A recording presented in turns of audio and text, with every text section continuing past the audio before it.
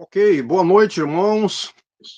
Vamos começar a nossa escola bíblica nesse momento, falando sobre a convocação da equipe.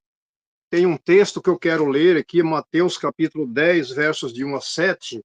Vou só ler o texto aqui e nós já entramos na nossa lição em si. Tendo chamado os seus 12 discípulos, deu-lhe Jesus autoridade sobre espíritos imundos para os expelir e para curar toda sorte de doenças e enfermidades. Ora, o nome dos 12 apóstolos são estes: primeiro, Simão, por sobrenome Pedro, e André, seu irmão, Tiago, filho de Zebedeu, e João, seu irmão, Filipe, Bartolomeu, Tomé, Mateus, o publicano, Tiago, filho de Alfeu, e Tadeu, Simão, o zelote, e Judas Iscariotes, que foi quem o traiu. A estes 12 enviou Jesus, dando-lhes as seguintes instruções: Não Não tomeis rumo aos gentios, nem entreis em cidade de samaritanos, mas, de preferência, procurai as ovelhas perdidas da casa de Israel. E à medida que seguirdes, pregai que está próximo o reino dos céus. Então, esse é o texto que nós vamos estar falando sobre ele durante a nossa lição, a convocação da equipe, né? Então, é um texto já falando dos discípulos, falando dos 12 discípulos escolhidos pelo Senhor Jesus. E nós temos aqui uma introdução bem interessante, falando de uma coisa que vai acontecer o ano que vem. Mas, como é a convocação da equipe, também entrou isso aqui. Em época de Copa do Mundo, é muito comum cada técnico das seleções de futebol participar anunciando uma coletiva de imprensa em que apresentará o nome daqueles que comporão a equipe que representará a sua nação. Geralmente é um momento muito festivo, quando os torcedores de cada time comemoram a convocação dos atletas. Em países onde o futebol é um esporte nacional, esse tipo de convocação provoca brigas e até discussões acirradas. E quando determinado atleta não é convocado, aí então os ânimos se exaltam e o técnico precisa dar explicações convincentes. É, para se convocar uma seleção, um time, é preciso um esforço conjunto de informações criteriosas e detalhadas sobre cada componente. Uma equipe precisa ser bem pensada. Aí é interessante estar falando do time de futebol, né, da seleção, a seleção brasileira que vai acontecer o ano que vem, né? Então, é só uma introdução sobre a convocação da equipe, né? Eu preciso, uma equipe, imagino que para Jesus convocar essa equipe vitoriosa, a equipe de Jesus tem o nome de vitoriosa. Ele precisou também de muitas informações sobre cada um. Jesus tinha muitos discípulos, mas ele separou apenas 12 para serem seus apóstolos, enviados com uma missão para serem embaixadores do seu reino. Então, os discípulos de Jesus tinham uma missão, ser embaixadores, aquele que representava o rei aonde eles passassem, né? O Senhor Jesus, ele então tinha essa missão. Eles foram instrumentos para receberem a revelação de Deus e foram inspirados por Deus para o registro das Escrituras. Então, ele tinha essa missão e foram realmente inspirados por Deus para essa missão. Os apóstolos não tiveram sucessores depois que morreram. E para ser apóstolo, 3 exigências eram necessárias. Precisava, primeiro, ter visto o Cristo ressurreto. E os discípulos viram que andaram com Jesus, então viram, né, a Jesus. 1 Coríntios 9:1. É, segunda, ter tido comunhão com Cristo. Eles também tinham comunhão com Cristo, estavam o tempo todo junto com Jesus, né? Andando, participando de todas as atividades. Atos capítulo 1, versos 21 e 22. E terceiro, ter sido chamado pelo próprio Cristo, Mateus 4, 18 a 22. Então, os 3 requisitos, os discípulos cobriam, os discípulos responderam esses 3 requisitos, né? A decisão de Jesus de escolher os 12 apóstolos foi uma das mais importantes no seu ministério. Ele escolheu e discipulou aquelas pessoas do modo mais eficaz para perpetuar o seu ministério. Agora imagine você sendo discipulado pelo mestre dos mestres, pelo Senhor dos senhores, né? Aqueles discípulos tiveram o privilégio de serem discipulados pelo próprio Senhor Jesus. Então, certamente foi algo maravilhoso, foi algo muito bom na vida deles também, né? Uma equipe vitoriosa precisa ser escolhida tendo como base a oração. O evangelista Lucas nos informa que tudo aquilo que Jesus fazia estava em conformidade com o seu Pai. Então, era uma relação muito próxima, uma relação muito juntas, né? Jesus estava fazendo todas as coisas em conformidade com o Pai. Antes de convocar a equipe, seus apóstolos, dedicou-se à oração. Lucas 6, 12, 13. Essa oração de Jesus teve 4 marcas distintas. Não foi uma oração qualquer, só orar e já separar os seus discípulos ali, né? Então, foi uma oração que teve marcas distintas dentro desse período que ele estava se preparando para isso, né? Primeira, ele orou secretamente, retirou-se para o monte a fim de orar. Então, Jesus retirou-se para o monte a fim de orar. Segundo, ele orou insistentemente. Ele passou a noite toda orando. Agora, imagine você, nós temos a nossa terça-feira de oração, é 1 hora somente, né? E parece que essa hora, quando a gente tem algum compromisso, parece que essa hora não passa, né? Imagine você, Jesus, orando a noite inteira, a noite toda, né? Do pôr do sol ao nascer do sol no outro dia, e ele ali orando insistentemente, ele passou a noite orando. Terceiro lugar, ele orou submissamente, orou ao Pai. Então, ele orou a Deus. Então, tá bom. Antes de convocar a equipe, seus apóstolos dedicou-se à oração. Lucas 6, 12 a 13. E essa oração de Jesus tem 4 marcas distintas. Ele orou secretamente, retirou-se para o monte a fim de orar. Segundo, ele orou insistentemente, passou a noite orando. Estão me ouvindo, né? Ele orou submissamente, orou ao Pai. Ele orou objetivamente, porque ele tinha um objetivo, chamar os seus 12 discípulos para trabalhar com ele. Ele orou submissamente e, quando amanheceu, chamou os seus discípulos e escolheu 12 entre eles, os quais deu também o nome de apóstolos. Jesus não apenas chamou soberanamente, mas também eficazmente, pois chamou os que ele mesmo quis, e eles vieram para junto dele. O evangelista Marcos registrou: depois subiu ao monte e chamou os que ele mesmo quis, e vieram para junto deles. Marcos capítulo 3, verso 13. Na noite em que foi traído, Jesus disse: não foste vós que escolhestes a mim, pelo contrário, eu vos escolhi e vos designei para que vades e deis frutos, e o vosso fruto permaneça. Então, Cristo tinha um objetivo. João, capítulo 15, verso 16. Jesus não fez uma pesquisa de opinião pública entre a multidão para escolher os 12. Ele não usou critérios humanos ou religiosos. Ele consultou o seu Pai. Havia uma sintonia perfeita nessa relação. A oração foi a marca mais distinta do ministério de Jesus. Ela foi a razão do sucesso da convocação dessa equipe. Então, uma coisa que nós aprendemos aqui, que Jesus tinha uma relação muito próxima com o Pai, estava sempre junto, e ele queria trabalhar com esses discípulos, um grupo de pessoas trabalhando junto com ele, dando continuidade no seu ministério, no seu trabalho, né? Segundo lugar, uma equipe vitoriosa é composta de pessoas diferentes, Os 12 apóstolos são o espelho da nova família de Deus.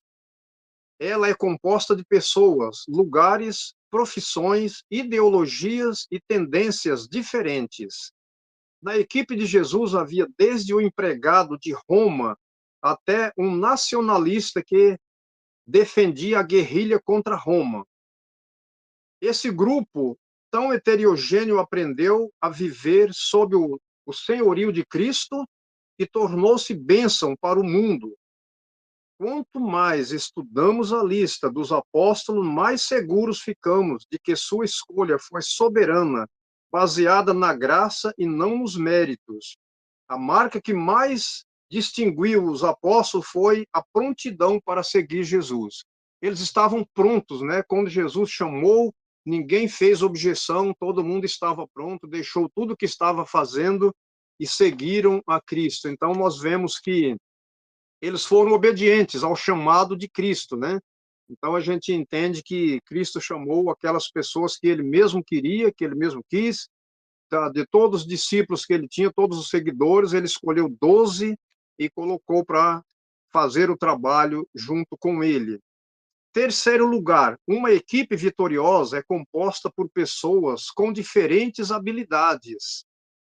A história dos 12 apóstolos tem muitas lições preciosas. Nós vamos ver essas lições. Segue uma síntese da vida desses homens e nas lições seguintes, cada um deles serão estudados detalhadamente.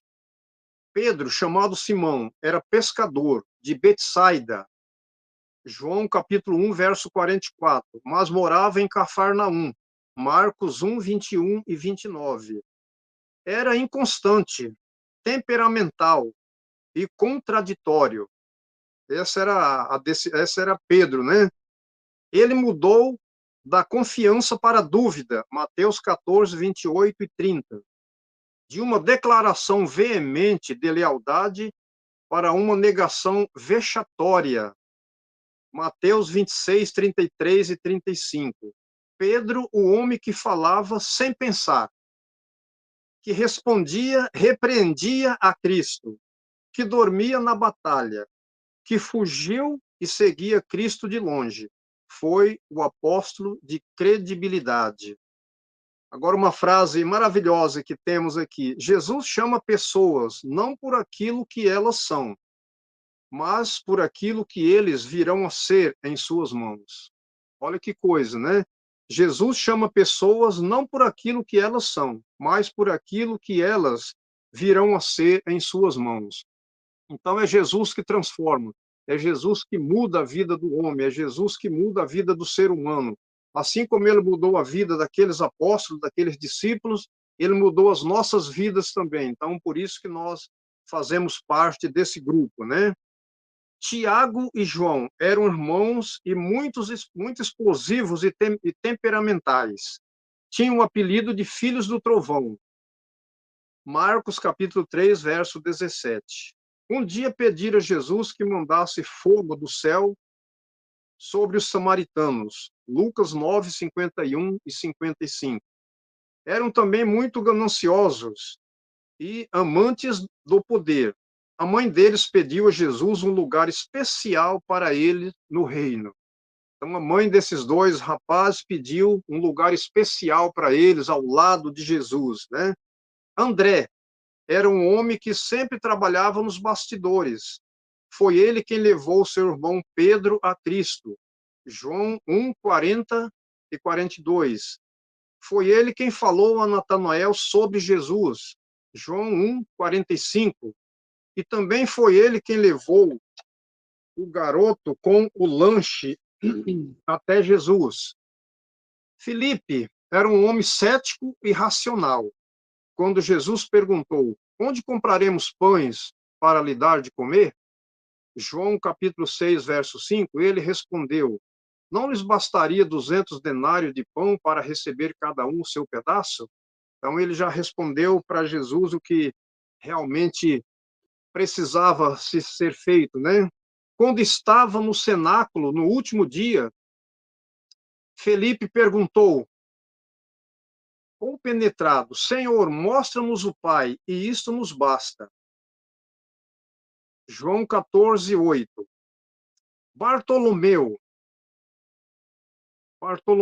era um homem preconceituoso. Foi ele quem perguntou: de Nazaré pode sair alguma coisa boa?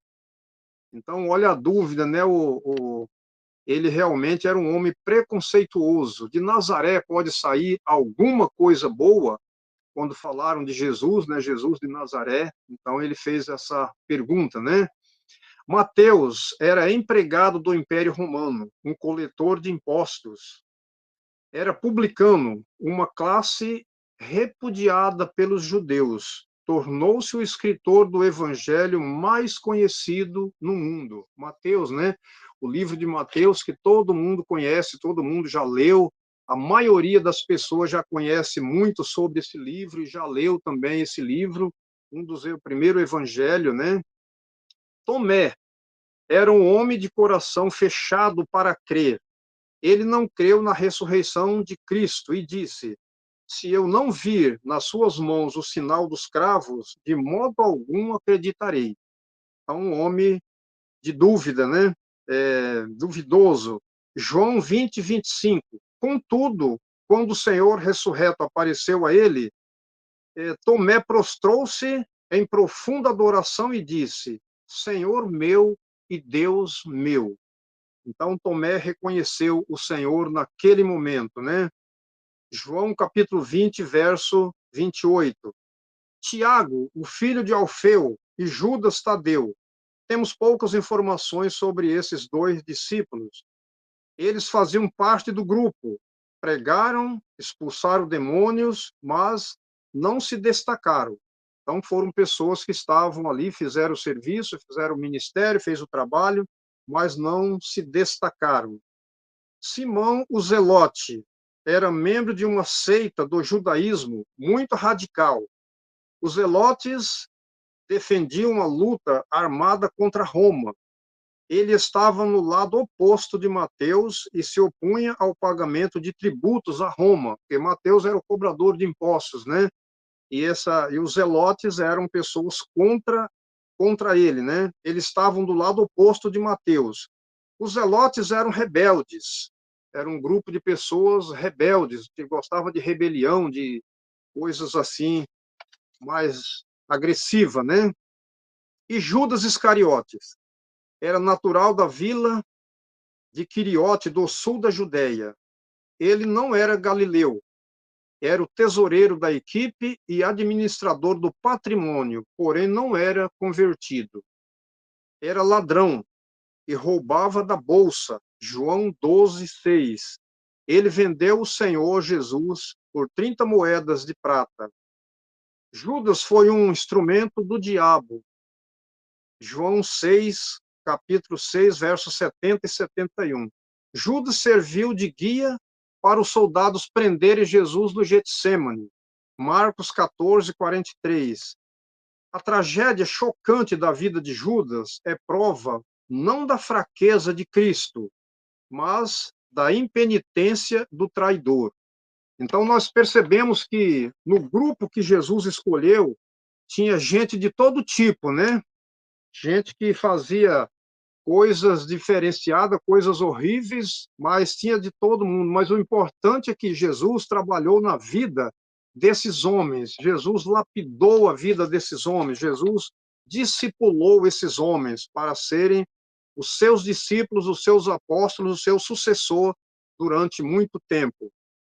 Para pensar e agir, a grandeza de Jesus é realçada pelo fato de ter escolhido homens como estes e transformá-los em um grupo impressionantemente influente, que provaria ser não somente um elo digno com o passado de Israel, mas também um fundamento sólido para a igreja do futuro. Então, esses homens realmente foi um fundamento na igreja do futuro, na nossa igreja hoje, né? Na igreja que nós temos hoje, na igreja da qual nós fazemos parte, na igreja que nós estamos atuando, estamos vivendo, que nós somos a igreja corpo de Cristo. Jesus foi capaz de juntar em torno de si e unir em uma família homens de criação e temperamentos diferentes. Às vezes, completamente opostos, incluindo incluído nesse grupo, nesse pequeno grupo, estava Pedro, o otimista. Pedro era otimista, né? Era aquele camarada que ia em frente e fazia. Lá quando Jesus foi, lá no Getsêmani, quando os soldados chegaram para prender Jesus, Pedro já puxou da sua espada e cortou lá a orelha de um dos soldados, e Jesus disse para ele: guarda a espada, não faça isso, né? Então, mas ali estava Pedro o otimista e Tomé o pessimista, né? Então Tomé era o homem pessimista, o homem que tinha era tudo para ele era da base do negativismo, né? Estava ali Simão o Zelote inflamado e Mateus, que era funcionário do governo, um coletor de impostos. Também temos Pedro, João e Mateus, que estava destinados a se tornarem famosos pelos seus escritos, mas também Tiago, o menor, que permaneceu obscuro e deve ter cumprido a sua missão. Então, Tiago também estava ali, mas certamente cumpriu a sua missão dentro do papel que lhe foi dado. Em terceiro e último lugar, em Cristo não há galileu, nem judeu, nem conservador, nem progressista, nem pescador, nem cobrador e nem zelote. Ele tinha consigo uma equipe unida. Olha cada tipo de pessoas, né? E Cristo tinha ali uma equipe unida. Por quê? Porque ele trabalhou na vida daqueles homens, ele discipulou aqueles homens até eles chegarem ao ponto que realmente precisavam chegar. Jesus trabalhou na vida de cada um deles, e a gente vê que a equipe estava unida em torno do trabalho que lhe foi colocado nas mãos para fazer. Mesmo cada um tendo suas limitações, ele transformou homens obscuros em destemidos e valorosos anunciadores do evangelho transformador. Olha que coisa. Esses homens, mesmo limitados, com profissões diferentes, com vidas diferentes, com tendências diferentes, mas ele transformou esses homens em valorosos anunciadores do evangelho transformador. E esse evangelho, irmão, foi um evangelho que nos alcançou. Esse foi o evangelho que está alcançando milhares e milhares de pessoas no mundo inteiro. E esse é o evangelho que deve ser pregado. Esse é o evangelho que foi pregado naquela época por Jesus e pelos discípulos e que hoje está sendo pregado por nós, que somos discípulos de Jesus. Estamos dando continuidade e de fazer discípulo de todas as nações, batizando-os em nome do Pai, do Filho e do Espírito Santo. Então, esse é o trabalho que deve ser feito por nós hoje, porque hoje nós somos os discípulos. Pedro, João, Tiago, Bartolomeu não estão mais aqui. Então, tem vários Pedros por aí, tem vários Tiago, tem vários Bartolomeus, mas nos dias de hoje, atuais, que estão fazendo, dando continuidade naquele trabalho que os discípulos fizeram naquela época. E hoje nós estamos aqui com essa incumbência, com essa responsabilidade, pregar o evangelho a toda criatura, fazer discípulo de todas as nações. Esse é o trabalho que Deus deixou para nós, que Jesus deixou para nós fazer, e nós precisamos fazer com toda dedicação, com todo amor, para que muitos ainda possam crer em Cristo, para que muitos ainda possam encontrar Jesus como Senhor e Salvador das suas vidas. E a gente tem famílias, a minha família, por exemplo, mesmo, são família que todos incrédulos, mas eu tenho colocado cada dia eles diante de Deus, pedindo a proteção, a direção de Deus, e que eles tenham a oportunidade de crer em Cristo como Senhor e Salvador das suas vidas. Essa era a lição que nós tínhamos para o momento, uma convocação da equipe. Então, a gente está começando esses estudos, e aí no decorrer dos dias, dos sábados, vai ter vários pregadores, vários pastores falando sobre essa convocação e falando sobre cada discípulo. Que Deus os abençoe. Uma boa noite.